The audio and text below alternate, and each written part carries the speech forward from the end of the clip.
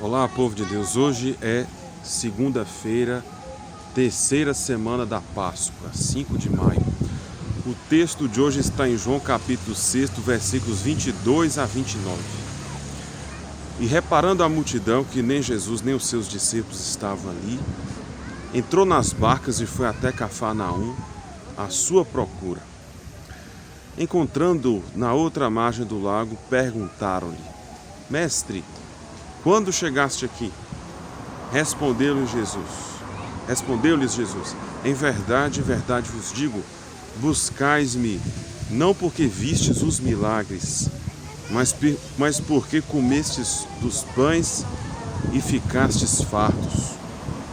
Trabalhai não pela comida que perece, mas pela que dura até a vida eterna, que o Filho do Homem vos dará.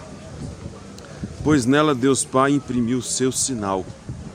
Perguntaram-lhe: Que faremos para praticar as obras de Deus?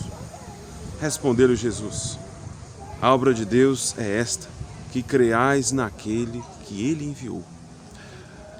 Aqui o tema do pão que vai nos acompanhar nesses dias da semana, a sessão do pão. E aqui Jesus traz o tema do pão da vida eterna e a perspectiva interesseira de parte da multidão.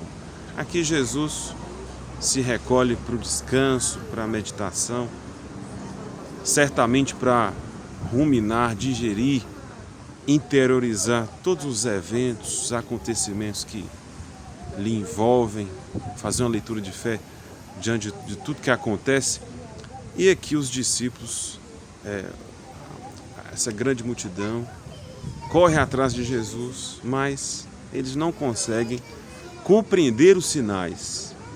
Aqui o Evangelho usa muito esse termo sinal, semeion, em grego. E o sinal ele tem uma função catequética, tem uma função de um caminho pedagógico de fé para que eles possam compreender o que está por detrás daquele sinal. Qual o verdadeiro sentido dele? O milagre pelo milagre, ele mostra os sinais do reino, só que uma busca excessiva pelos milagres, enxergar em Jesus apenas um milagreiro, enxergar em Jesus, enxergar no Mestre uma figura meramente taumatúrgica, ou seja, que faz milagres, que resolve problemas, é reduzi-lo a uma figura assim, muito mágica. Uma figura que fica ali refém também das ocasiões e necessidades do momento. Jesus se serve do sinal do pão não apenas para que aqueles que foram agraciados, beneficiados, ficassem de barriga cheia. Tanto que Jesus exclama: Vocês vieram aqui atrás de mim porque vocês comeram pão e ficaram satisfeitos. Então eles não conseguiram avançar no sinal. Eles ficaram apenas na limitação do pão, da dimensão meramente instintiva, meramente terrena, como se Jesus tivesse a obrigação de resolver os problemas de injustiça social que lhe cercavam.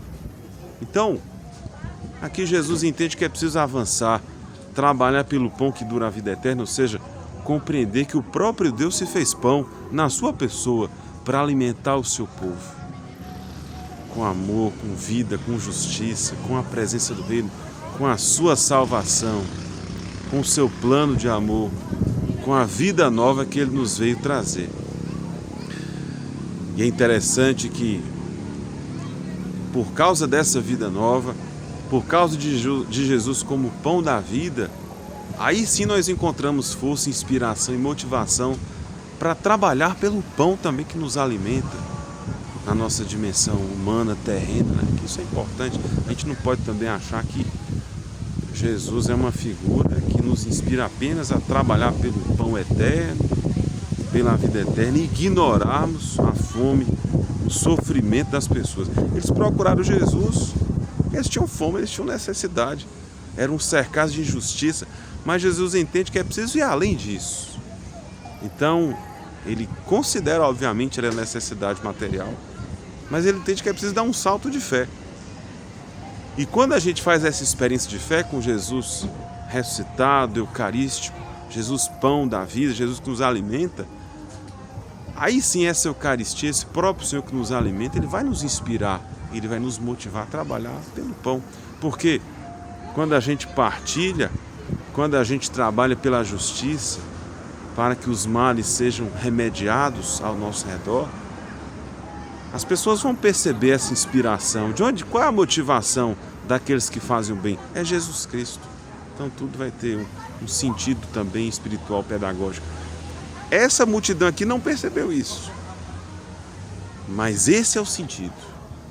Partilha, milagres, sinais, tudo aquilo que Jesus fazia é para que eles se recordassem desse grande amor misericordioso que lhes visitava na sua própria pessoa, né? O reino de Deus que acaba de chegar.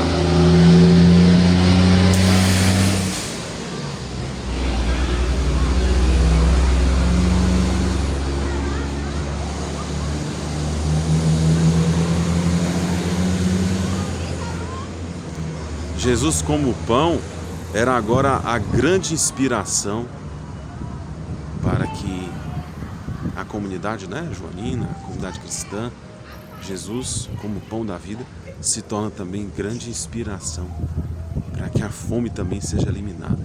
Né? Os cristãos, a gente vai acompanhar na primeira leitura da liturgia diária, nos Atos dos Apóstolos, não haviam necessidades entre eles. Então a comunidade cristã, ela tinha essa consciência de que a Eucaristia ela também serviria de inspiração para que o pão material fosse partilhado.